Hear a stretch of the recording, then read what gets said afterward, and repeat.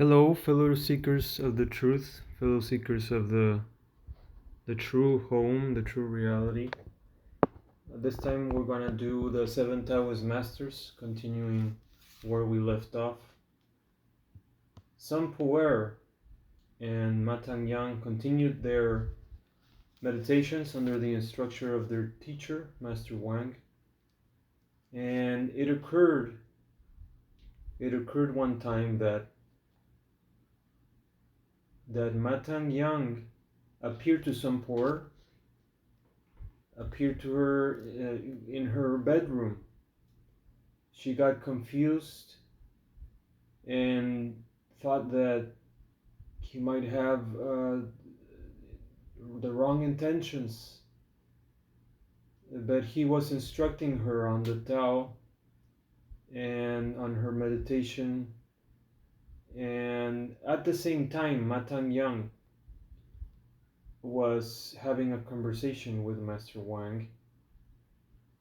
And so this all led to Sant Puri having a lot of doubts about her master, even though he had only come in to instruct her. And she had become confused by some of the Taoist terminology, including the giving birth, but he was not referring to physical birth. He was referring to the spiritual birth, that we have to give birth to a selfless nature, and we have to give birth to a nature which is in accord to the way, to the Tao, the Shabd. We have to align ourselves, and in so doing, with the ultimate path towards our immortality. In so doing, we have to shed a lot of our vices, and it is as if we are a completely new person from our old self, from our worldly self, as our master Ishwar Puri Maharaj used to distinguish between the manmukhs and the gurmukhs. And we have to leave behind completely our manmukh and become the gurmukh, the follower of the guru.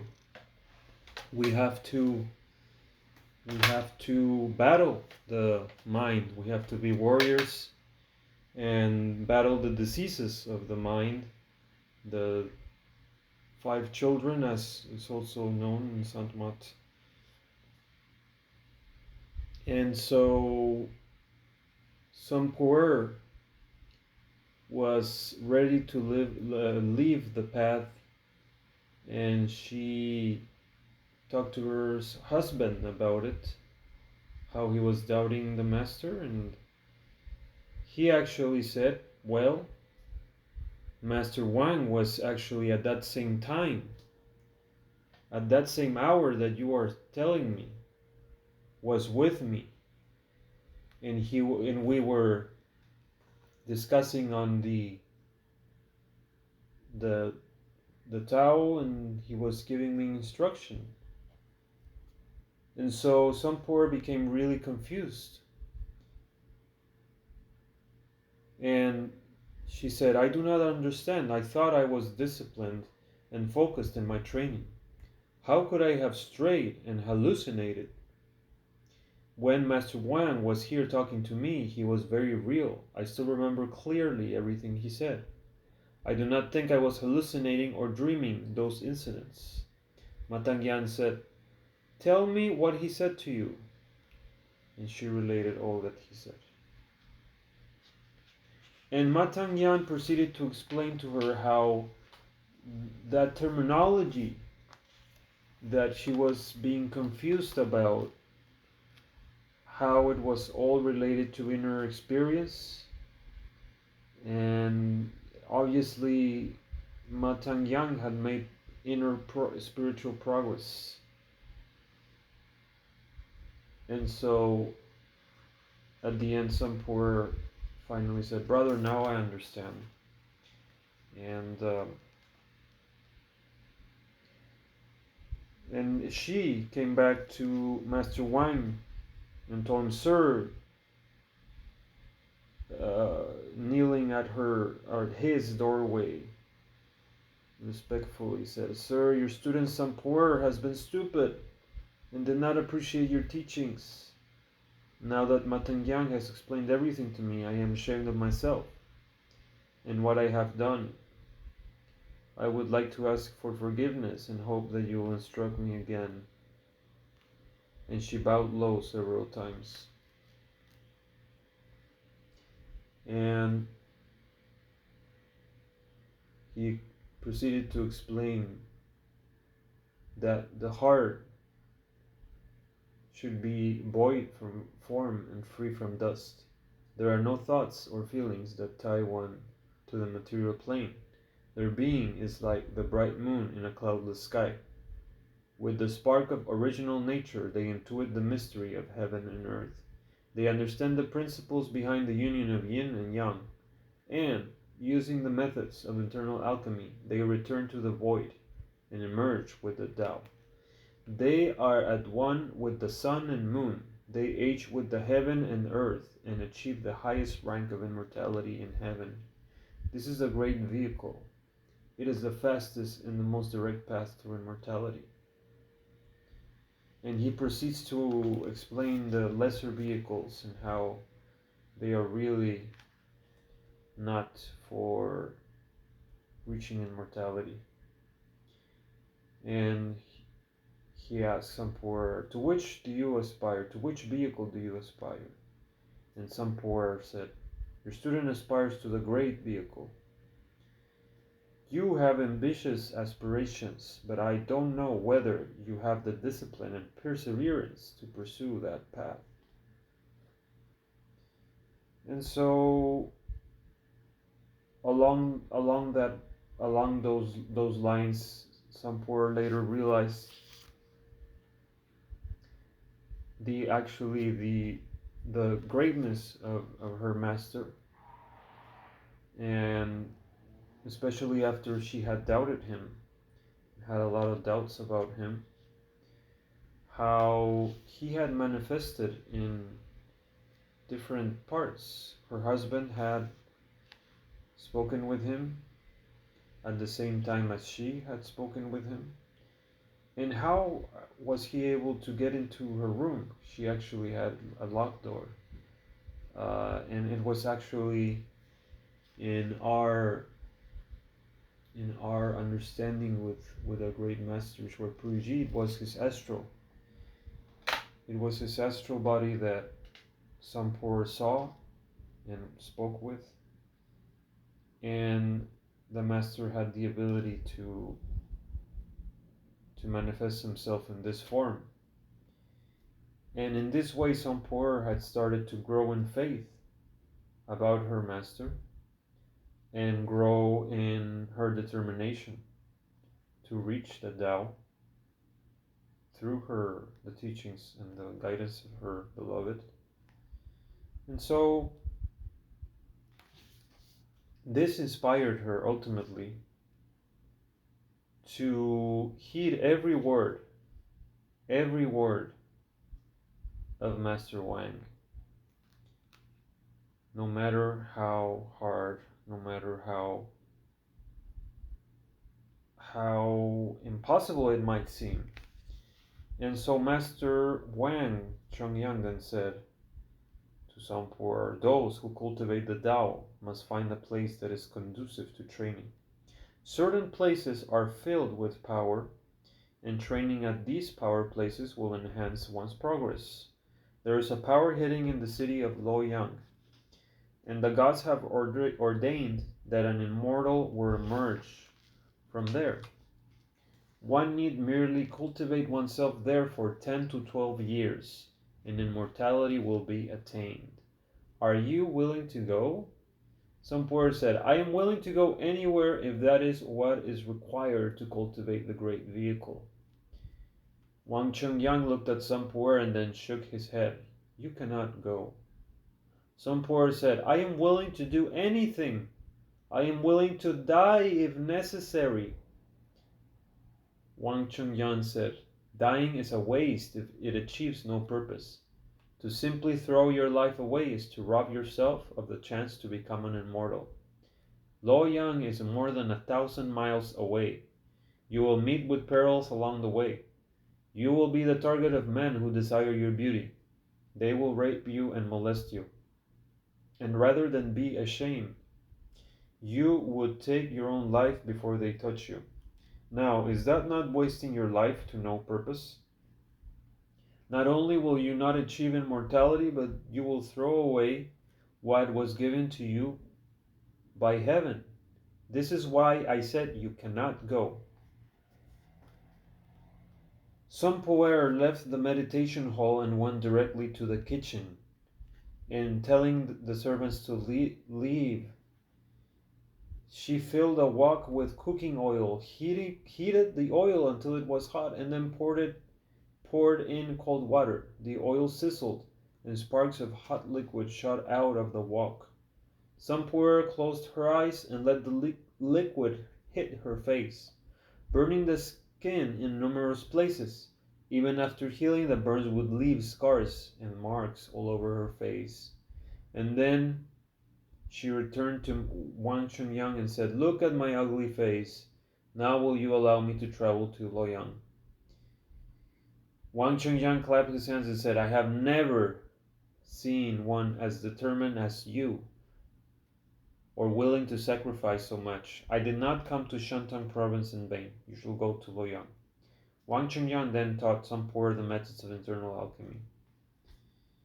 And finally, some poor had to pretend that he was crazy again, so that Ma Tangyang, so following in the footsteps of her master Wang, how he had pretended to be crazy in order to escape his family. She pretended to be crazy and being insane, so that Ma Tangyang can finally let her go and realize that she had lost her mind. And Wang Chengyan actually, after Ma Tangyang became distressed about this situation, Master Wang said, "If she is not mad, how can she become an immortal?" Ma Tangyang did not understand Wang Chungyang's remark. He was about to ask his teacher what it meant when Wang Chungyang waved his hand and told him to leave. Sadly, Ma Tangyang went back to his room. So this succeeded in getting Ma Tangyang and everyone else in her household to leave her alone. And then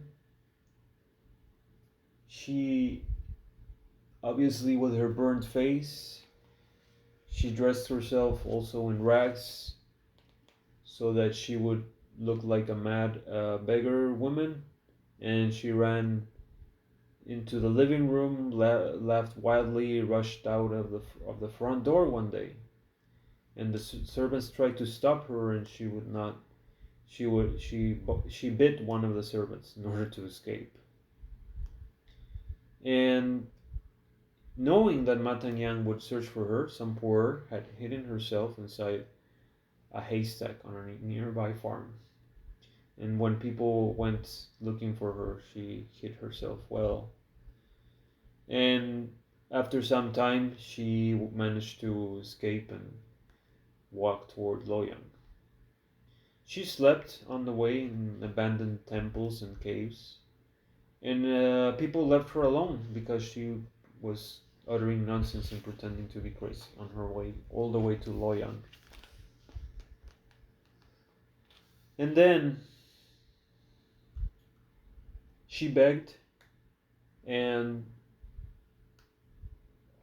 some men along her way to Loyang, some men actually saw her, and they were criminal men, they were evil men, and they were deceased by the lust, infirmity of the mind that we struggle with along our path. And these individuals were totally taken over by this affliction. And when they saw women walking in a vulnerable position by themselves, they would rape them, and they would steal from people, and all kinds of activities, criminal activities they would commit. And so these two men, Chang San and Li Su, they initially had not approached the mad beggar woman, some poor, because she seemed crazy and did not at first seem attractive to them.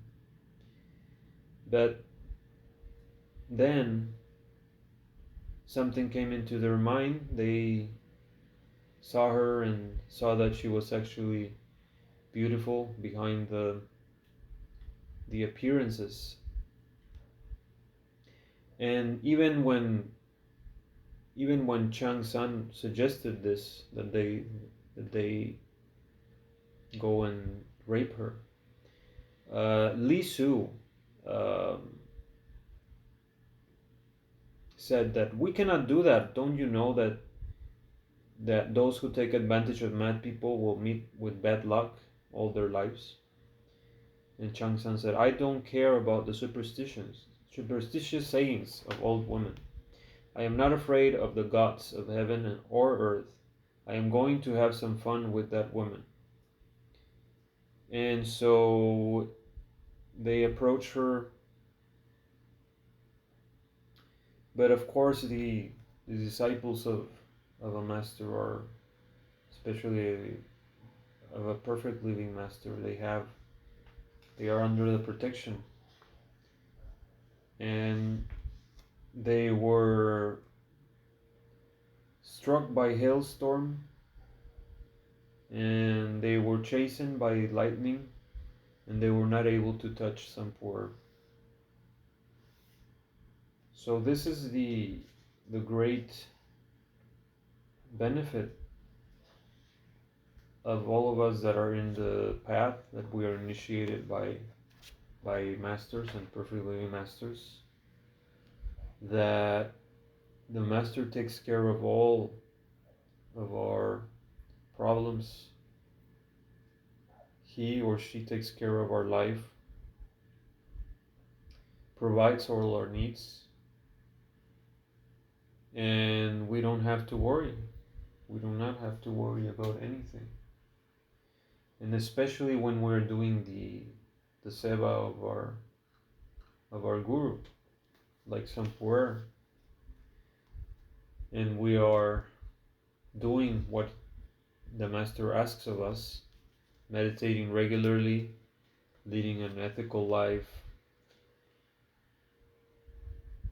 taking every word that the master says, and listening to him, and doing those things that he suggests, then we are so blessed that nothing is able to harm us.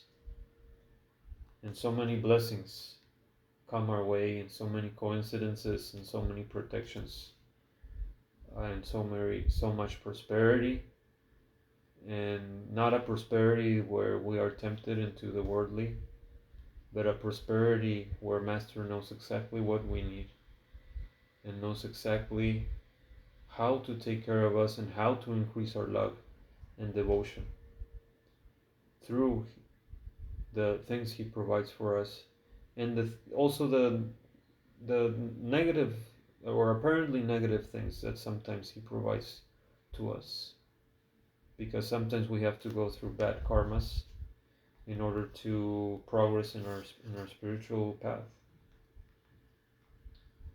And so that concludes this part of the Seven Taoist Masters, chapter 8 through chapter 11. Thank you so much for the seva. Thank you, Master.